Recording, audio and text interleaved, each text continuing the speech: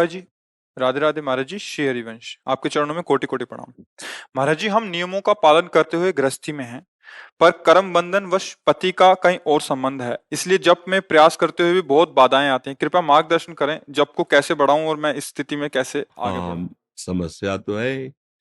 और ये समस्या अज्ञान के कारण बहुत बढ़ रही समाज में हमारे। क्योंकि ये जो बॉयफ्रेंड गर्लफ्रेंड का रिवाज चल रहा है ना, हाँ, ये समस्या ही समस्या है। बच्चों को नजर नहीं आ रही ये बात। मान लो ये तो कामाशक्ति के कारण आगे बढ़ती, लेकिन आज हमारे संस्कार ही यही डाले जा रहे हैं। जिसे आप समस्या कर, वही संस्कार डाले जा रहे हैं। अब बोलो, एक लड़का कई बच्चियों से, एक बच्ची कई बच्चों से, क्या जीवन उनका होगा? क्या जीवन होगा? उनको तो पता नहीं कि इसका परिणाम क्या होता है, बेविचार का परिणाम क्या होता है। उनको पता नहीं। बच्चे खिलवाड़, वैसे ही इंद्रियां विषयों की तरफ आकर्षित होती है और छूट मिल गई। एक वर्ष हम जैसे बच्चे मिलते हैं, तभी हमारे तो समय में था ही नहीं, ना मोबाइल था और ना ये रिवाज थी। पवित्रता, धर्म, मर्यादा, ऐसा नहीं। हम भारतवासी, हम कोई विदेशी नहीं है। हम भारतवासी हैं, जहां धर्म की प्रधानता होती है। अब सोचो, वो बच्चा 10, 12, 15 वर्ष की अवस्था में ही बेविचार दोष से युक्त हो गया। उसके मित्र से होता है, तुम्हारा क्या बॉयफ्रेंड है? बोले उससे ब्रेकअप हो गया है, उससे अब हो। ये क्या, इसे क्या कहते हैं? बेविचार। इसका स्वरूप क्या आता है? वो लड़का कितनी गर्लफ्रेंड के है? एक लड़का मिला जो परमार्थ संबंधी प्रश्न किया, फिर उसके ब्रह्मचर्य पर दृष्टि गई तो उसने कहा 9 गर्लफ्रेंड है। 9 जगह वे विचार कर रहे हो और बात अध्यात्म की तुम कर रहे हो। आप बताओ क्या संस्कार होंगे, क्या संस्कार होंगे? अब जब उन बच्चों और बच्चियों का ब्याह होगा तो पातिव्रत धर्म से रहेंगे। अगर अपनी इंद्रियों को संयम में नहीं रखोगे तो ये दोष होगा ही होगा। हम आपको एक घटना बताते हैं। भ्रमण के समय सब, जैसे बहुत सुंदर परिवार चल रहा था। एक बच्ची थी, 2, 3 वर्ष की, बच्चा होगा 5, 7 वर्ष का। बहुत सुंदर, मतलब सुशील परिवार। अब विष आ रहा है उनके घर में। पहले का बॉयफ्रेंड पत्नी का, अभी तक तो प्रवेश, अब आया। दोनों मिले, क्योंकि पूर्व प्रेम था। तो कहा पति ड्यूटी में गए, वो आते होंगे। बोले आप कह देना हमारे कजन है। और हम भी कह देंगे कि हाँ, हमारी आवश्यकता है इस शहर में, तो कहो तो हम किराए में रह लें, आपको किराया दे दें, या कुछ दिनों के लिए आप। ऐसा ही नाटक किया। वो सीधा आदमी, जब पत्नी कह रही कि हमारे परिवार के हैं, हमारे भाई लगते हैं, बच्चे उनको मामा कह रहे हैं, वो झुक के पैर छू रहा कि आप हमारे बानोई हो। लगता है यार कि क्या है, अगर महीना 15 दिन के बाद से आप रह लीजिए, किसी कार्य का वो बहाना बना के। ठीक। वो अर्थ ऐसा का मतलब था, एक नौकर रखता था भोजन बनाने के लिए, पत्नी को असुविधा न हो इसलिए भोजन सब। पत्नी ने हल्का जहर, उससे कहा तुम किसी काम में उसको लगा दो, हल्का जहर भोजन में डाला तो बच्चे बेहोश हो गए और वो बनाने वाला बूढ़ा बेहोश हो गया, और वो ड्यूटी जाता था। दोनों बच्चों को उठाया और थोड़ा ऊंचा एक पर्वत जैसा था, उससे जाके पटक दिया। दोनों बच्चे मर गए। इसके बाद लौट के आई, रिपोर्ट लिखाई कि मेरे बच्चे को ये जो मेरा काम करने वाला आदमी है, ये गायब कर दिया। अब उसको जब चेतना दिलाई गई तो उसका कहा बच्चे कहाँ हैं? बहुत पिटाई। अब वो तो उसने कहा साहब मुझे ये पता नहीं कि बच्चे कहाँ गए, पर ये पता है कि आज मुझे भोजन बनाने की सेवा जो थी वो नहीं दी गई और भोजन पवाया गया। इसके बाद मुझे कुछ पता, तब उनके दिमाग में ये बात दौड़ी कि कुछ तो गड़बड़ है। तो उन्होंने कहा कि हम तुम्हें तब तक नहीं छोड़ेंगे, नौकर से कहा, जब तक हमें पक्का तुम्हारी सफाई की बात नहीं। तो उनका साहब, हमें लगता है कि हमारे साहब को भी कुछ न कुछ खतरा हो जाएगा अगर आप सावधान नहीं रहेंगे। मुझे ऐसा लगता है कि मेरी मालकिन कुछ गड़बड़ कर रहे हैं। चाहे जितना मार डालो, हम आपको सच्ची बताते हैं ना, मुझे बच्चों का पता है और मैं कैसे बेहोश हुआ ये मुझे पता नहीं, पर भोजन मुझे आज पवाया गया है। तो वहां लगा, हाँ। तो बोले तुम चलो, हम तो हमारी दृष्टि में रहोगे, हम पीछे पीछे सादी वर्दी में चलेंगे, तुम घर जाओ और फिर हमें बताओ क्या है। तो वहां जाके देखा कि कुर्सी में साहब बंधे थे, जो पति थे।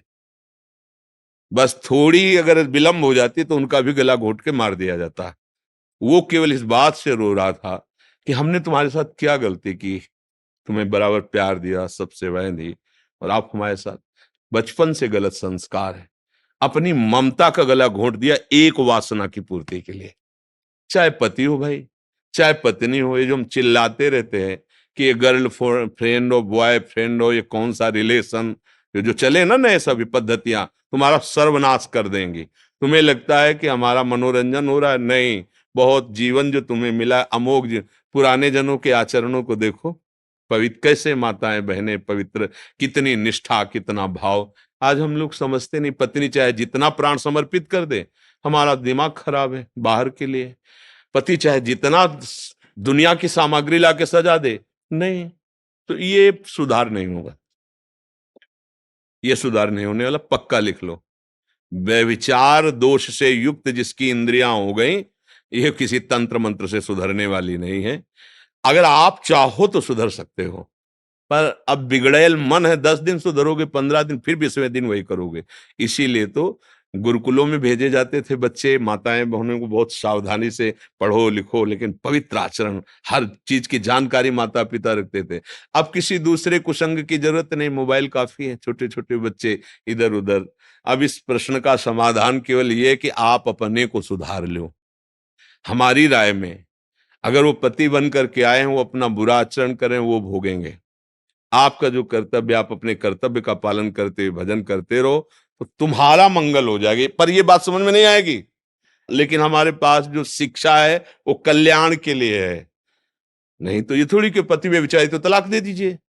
हमारा तो जो सिद्धांत है कि धैर्य पूर्वक चलो, अपनी इंद्रियों पर शासन करो, अपने संबंधियों का भी मंगल हो, भगवान से प्रार्थना करो कि भगवान हमारे पति की बुद्धि शुद्ध कर दो। कई बार हम कहा है कि हमें शराबी से नफरत नहीं करना, शराब छुड़वा दो, वो बढ़िया आदमी हो जाएगा। अगर पति ये बेविचार प्रवृत्ति छोड़ दे तो बढ़िया आदमी हो जाएगा। आप साधन करो, नाम जप करो, और अगर भगवान उसकी बुद्धि शुद्ध कर दे तो एक सच्चा पति भी बन सकता है।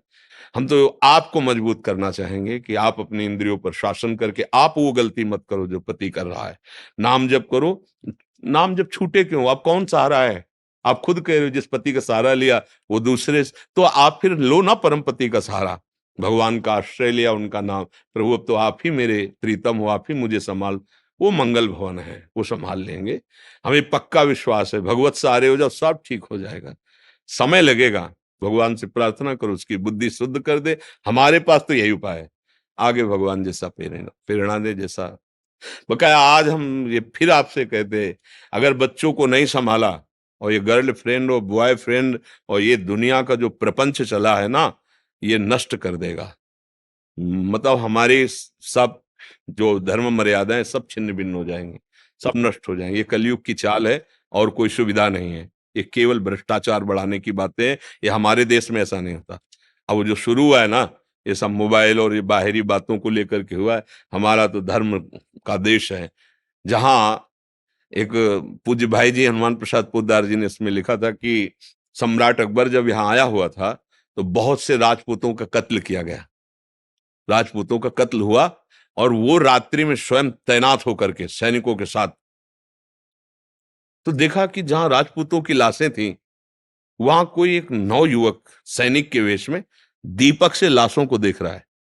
तो आवाज सावधान, तो छोटी सी एक चाकू खोसे हुई थी, तुरंत चाकू पे हाथ लगाया, हाथ ऊपर करो, शांत खड़े रहना। नजदीक जाके देखा तो लड़की है, 12-14 वर्ष की। साहब तुम यहाँ कैसे? तुम कोई शूरवीर योद्धा सैनिक तो हो नहीं, कैसे यहाँ? तो उनका हमारा ब्याह तय हो गया था, और हमने सुना है वो राजपूत युद्ध करते समय मारा गया है। तो मैं अपने पति के शव को ब्याह हुआ नहीं था, ब्याह तय हो गया था।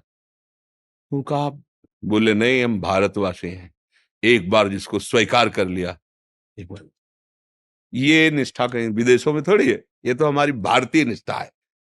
आश्चर्यचकित हो गया अकबर, और ससम्मान के साथ उसके शव को उसके साथ विदा किया। जब सावित्री जी को पता चला कि मेरे पति की आयु तो केवल 1 वर्ष है, जिसको मैं वरण कर रही हूं, तो उन्होंने, पिताजी ने कहा कि खूब ऐश्वर्य है, अभी ब्याह तो हुआ नहीं, तुमने वरण किया है मन से, दूसरा पति है उनका? नहीं, धर्म कहता है एक बार जिसको स्वीकार कर लिया, अब जीवन में दूसरा बचा लिया, यमराज से बचा लिया, नहीं बचा लिया। तो मुझे लगता है कि यदि हम पवित्रता से चले सब तो ठीक हो सकता है। ये हमारे बच्चों में जो संस्कार पैदा हो रहे हैं, भय लगता है, भय लगता है। तुम इसे मनोरंजन समझ रहे हो, जीवन के नाश को मनोरंजन समझ रहे हो। मदिरा पीना, छोटे छोटी अवस्था के बच्चे बेविचार, ये मनोरंजन है, ये अवस्था मनोरंजन की है।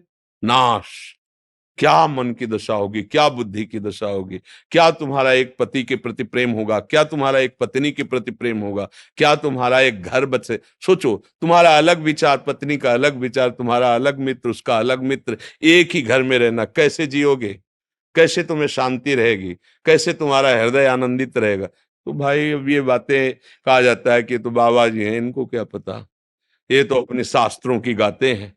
अरे नया आधुनिक समाज, वीआईपी सिस्टम है, वीआईपी लोग हम हैं भैया, हमें ऐसे वीआईपी पने से डर लगता है जो तुम्हारे घर का नाश कर दे, जो तुम्हारी पवित्रता का नाश कर दे, जो तुम्हारे धर्म का नाश कर दे, तुम्हें पता नहीं ऐसा। तो सखी, मुझे लगता है कि भगवान का आश्रय लेकर भगवान से प्रार्थना करो कि पति की बुद्धि शुद्ध हो। भगवान बड़े कृपालु हैं, जो जीवन है भगवत भजन करते हुए व्यतीत किया जाए, यही सार है। ये जीवन नष्ट करने के लिए नहीं मिला, किसी एक बात पर आगे बढ़ो, भगवान की प्राप्ति ही परम मंगल है।